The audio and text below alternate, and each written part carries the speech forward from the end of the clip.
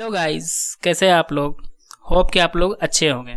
तो गाइस, आप लोगों का जो समरी आता है लिखने के लिए, समरी को हम लोगों ने समझा, अच्छे से समझा, उसके ऑब्जेक्टिव को क्लियर किया। पहले चैप्टर जिसका नाम इंडियन सिविलाइजेशन एंड कल्चर था, जो आप लोगों का पहला चैप्टर है, उसके सभी पहलुओं को हम लोगों ने बड़े आराम से देखा, समझा और जाना। और 75 शब्दों में जो आप लोगों को 5 नंबर का आता है एग्जाम में लिखने के लिए, उसे भी समझ लिया और जान लिया कि कैसे लिखना है। अगर आप लोगों ने उस वीडियो को नहीं देखा तो इस वीडियो के डिस्क्रिप्शन में हम उसका लिंक दे दिए हैं, उस पर जाइए, आप लोग उसे क्लिक कीजिए और देखिए, क्योंकि उसको समझना बहुत ज़रूरी है आपके एग्जाम के पर्पज़ से। क्योंकि आप लोगों का एग्जाम में अब 5 नंबर का समरी लिखने के लिए आता है और वो 75 शब्दों में होता है, और उस 75 शब्दों में कैसे समरी के सारे बातों को लिखना है हम उसको बहुत ही अच्छे से समझा दिए उसमें लिख कर। तो आज का वीडियो हम लोग स्टार्ट करते हैं, जो सेकेंड चैप्टर है जिसका नाम भारत इज माय होम है, जो डॉक्टर जाकिर हुसैन के द्वारा लिखा गया है। तो इस वीडियो को स्टार्ट करने से पहले हम आपसे रिक्वेस्ट करते हैं कि इस चैनल को आप सब्सक्राइब कीजिए, लाइक कीजिए और अधिक से अधिक शेयर कीजिए। चलिए स्टार्ट करते हैं, और पहले हम लोग ऑथर के बारे में जानते हैं। About the author. Doctor Zakir Hussain was born on 8 February 1857 in Hyderabad. क्या है यहाँ पे कि डॉक्टर जाकिर हुसैन जो कि ऑथर हैं भारत इज माय होम का, उनका जन्म 8 फरवरी 1857 ईस्वी में हैदराबाद नामक जगह पे हुआ था, और मौत 3 मई 1969 ईस्वी को हुआ था। ठीक है, इन न्यू दिल्ली। कहाँ पे हुआ था? न्यू दिल्ली में हुआ था। तो गाइस, हर एक बातों को आप लोग ध्यान से देखिएगा और सुनिएगा, क्योंकि इसी से ऑब्जेक्टिव आप लोगों का पूछा जाएगा, बाहर से तो पूछेगा नहीं। तो इसलिए हर एक लाइन को आप लोग बढ़िया से देखिएगा। जन्म हुआ था हैदराबाद में, ठीक है, और मौत कहाँ पे हुआ था? न्यू दिल्ली में। और कहाँ पे हुआ था? इन हिज ऑफिस, मतलब जहाँ पे वो काम करते थे जब प्रेसिडेंट बने थे। ठीक है, न्यू दिल्ली में काम करते थे प्रेसिडेंट के रूप में, अपने ही ऑफिस में उनकी मृत्यु हो गई थी काम करते करते। ठीक है, आगे बढ़ते हैं।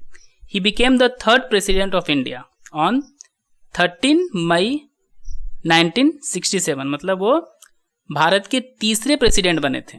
ठीक है, कब बने थे? 13 मई 1967 ईस्वी को। ठीक है, और वो द फर्स्ट मुस्लिम प्रेसिडेंट, मतलब वो पहले मुस्लिम प्रेसिडेंट भी बने थे। ठीक है, यहीं से आप लोग देखिएगा 5-6 ऑब्जेक्टिव आप लोगों का क्लियर हो गया है। ठीक है, ध्यान से देखिएगा, जहाँ नहीं समझ में आप लोग बिल्कुल कमेंट कीजिएगा और हम उसको अच्छे से सॉल्व करके आपको बता देंगे। ठीक है, आगे बढ़ते हैं। He was a great freedom fighter of India, वह भारत के एक महान स्वतंत्रता सेनानी भी थे। ठीक है गाइस, देख रहे हैं कि वो कितना कितना काम कर रहे हैं यहाँ पे। ठीक है, भारत को आज़ादी दिलाने में भी उन्होंने एक अहम भूमिका निभाई थी।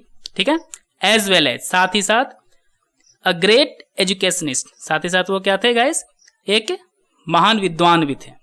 ठीक है, आगे बढ़ते हैं। He had served as the governor of Bihar, मतलब कि उन्होंने बिहार के राज्यपाल के रूप में भी कार्य किया था गाइस। ठीक है, कब किए थे? फ्रॉम 1957 टू 1962, मतलब 1957 से 1962 ईस्वी तक उन्होंने भारत के गवर्नर यानी भारत के राज्यपाल के रूप में भी कार्य किए थे। And also worked as vice president, और उन्होंने उपराष्ट्रपति के रूप में भी कार्य किया था। कब?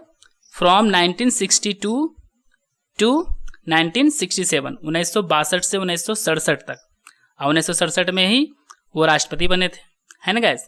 आगे देखते हैं। He was given Bharat Ratna award in 1963, मतलब उन्हें भारत रत्न अवार्ड से सम्मानित भी किया गया था 1963 ईस्वी में। ठीक है, जो इंडिया का सबसे बड़ा अवार्ड होता है गाइस।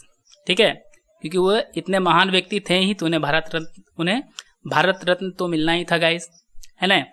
अब हम लोग समरी की ओर चलते हैं गाइस, और समरी को बढ़िया से समझते हैं। ठीक है, तो स्टार्ट करते हैं guys.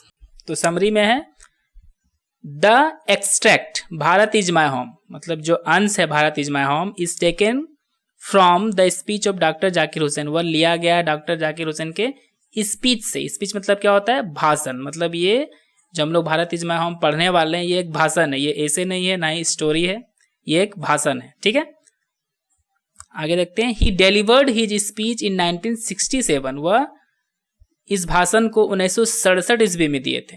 After taking the oath as president. कब दिए थे ये भाषण? जब उन्होंने प्रेसिडेंट के रूप में शपथ ले रहे थे। क्या कर रहे थे? जब वो प्रेसिडेंट के रूप में शपथ ले रहे थे तब उन्होंने यह भाषण दिया था। इन हिज स्पीच, अपने भाषण में doctor Zakir Hussain pledges himself to the service of the totality of India's culture. मतलब अपने भाषण में वह अपने आप से वादा करते हैं कि वो भारत के संस्कृति को पूरी तरह से क्या करेंगे? वो भारत के संस्कृति को पूरी तरह से एक निष्ठावान व्यक्ति होकर सेवा करेंगे। ठीक है, आगे देखते हैं। इन हिज स्पीच, अपने भाषण में ही सेड, उन्होंने कहा दैट कि he assumed his office of the president in a spirit of humanity, कि वह प्रेसिडेंट के ऑफिस में जाएंगे, यानी प्रेसिडेंट के ऑफिस में कार्य करेंगे। किस तरह से? इन ए स्पिरिट ऑफ ह्यूमैनिटी, मतलब कि किस तरह सेवा करेंगे? मानवता की भलाई के लिए अपने पूरे अंतरात्मा से, एंड टोटल डेडिकेशन, और पूरा समर्पण की भावना से।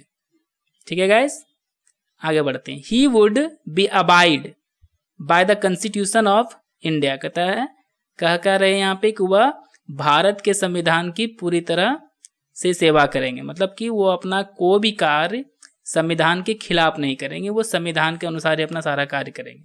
ठीक है, आगे guys. He pledges to the service of absolute values, मतलब वह वादा करते हैं कि वह पूर्ण मूल्यों का पूरी तरह से सेवा करेंगे।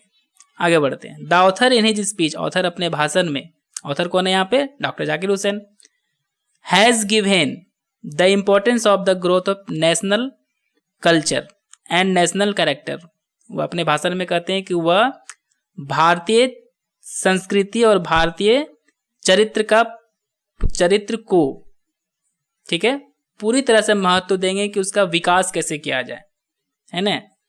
आगे देखते हैं। अकॉर्डिंग टू हिम, मतलब डॉक्टर जाकिर हुसैन के अनुसार, our past culture is not dead.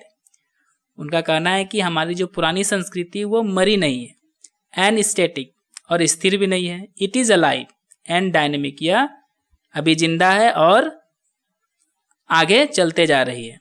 आगे देखते हैं। Our past culture is the base of developing the quality of our present and the prospects of our future. यहाँ पर डॉक्टर जाकिर हुसैन कहना चाहते हैं गाइज कि हमारी पुरानी संस्कृति ही आधार बनेगी हमारे वर्तमान और हमारे फ्यूचर के गुण को विकास करने में, है ना। आगे बढ़ते हैं।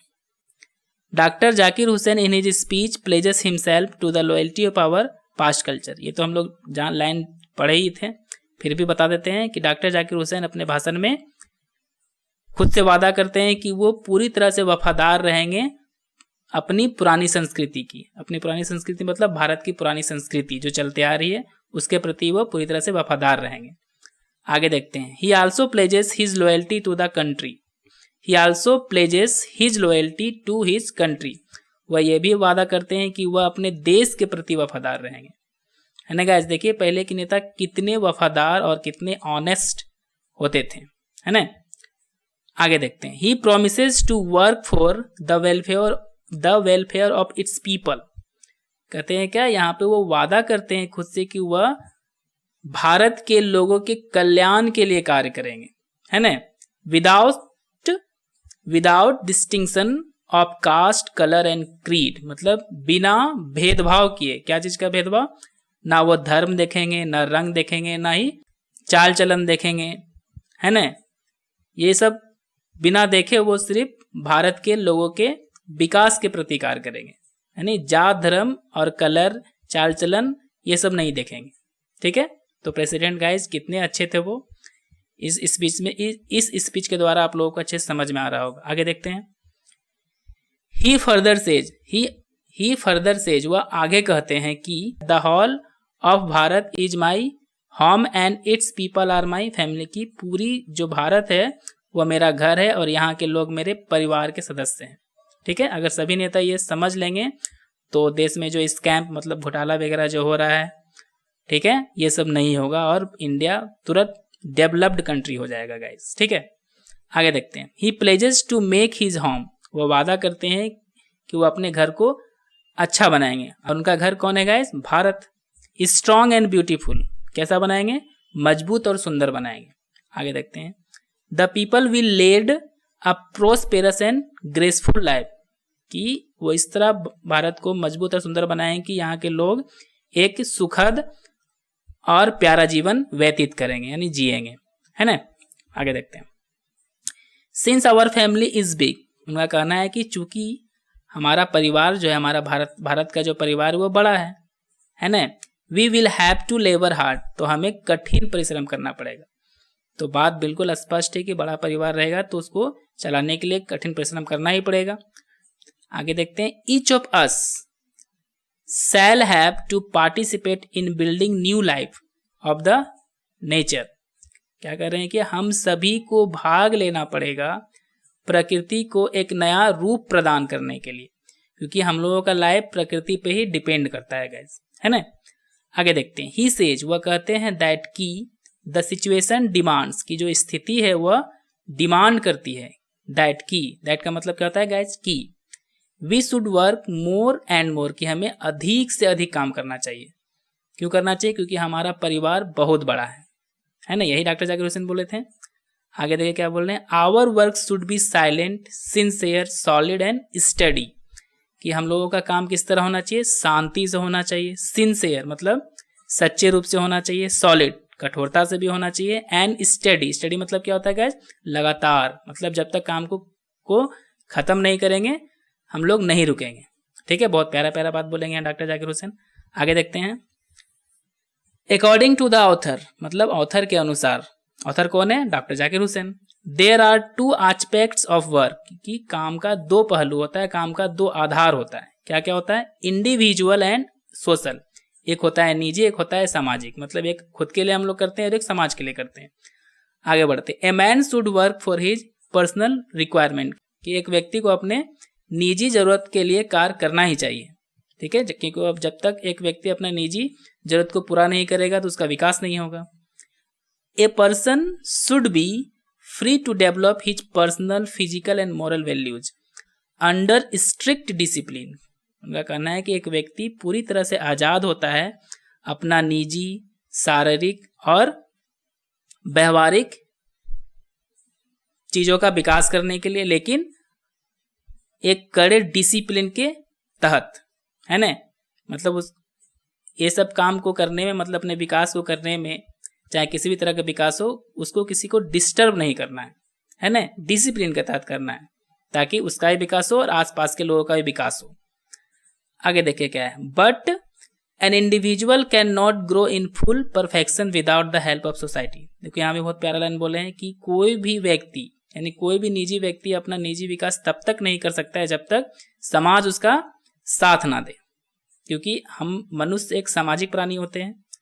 हम लोग जंगल में तो रहते नहीं हैं, रहते थे, लेकिन अब हम लोग क्या है, सामाजिक प्राणी हैं। ठीक है, बिना समाज में रहे हम लोग अपना विकास नहीं कर सकते, है ना। इसलिए ये बोले हैं कि बिना समाज की मदद का हम लोग अपना विकास नहीं कर सकते। आगे देखिए, सो इसलिए इंडिविजुअल एंड सोसाइटी आर को रिलेटेड एंड इंटर डिपेंडेंट, इसलिए निजी और सामाजिक दोनों एक दूसरे से संबंधित होते हैं और एक दूसरे पे निर्भर करते हैं।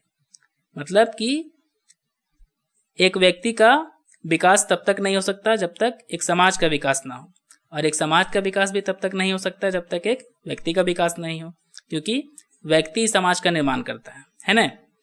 लास्ट में हम लोग देखते हैं क्या है, एट लास्ट मतलब अंत में द ऑथर से, ऑथर कहते हैं दैट की our state will not be just an organisation of power, कि हमारा जो राज्य है, मतलब राज्य हमारा जो देश है, वह सिर्फ पावर को ही बढ़ावा ना दे, पावर वह सिर्फ शक्ति का ही संगठन ना करे, मतलब शक्ति को ही ना जुटाने में लगा रहे, क्योंकि शक्ति हम लोग जुटाएंगे तो विकास नहीं कर पाएंगे।